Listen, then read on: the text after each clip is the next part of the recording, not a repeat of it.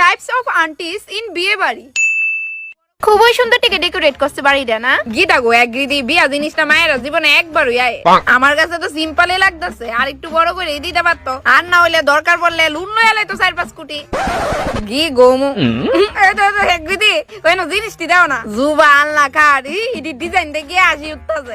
মনে হয় খুবই কম দামি না, দেখকে বোঝা যাইতাছে।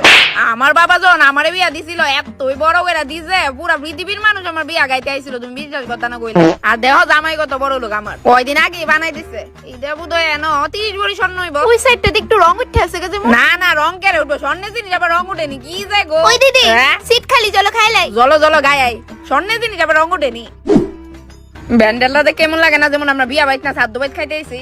কই না তো, আমার তো বেশ ভালো লাগছে, খুবই ইউনিক। ইউনিক একটু বেশি ইউনিক। আর ডাইলটা দেও না কেমন হইছে না, মাইগ্য এমন লাগতেছে যেমন জল খাইতেছি। ডাইল না, ডাইলটা তো সবচেয়ে ভালো হইছে। কি তাগো কো দিদি? আরে দূর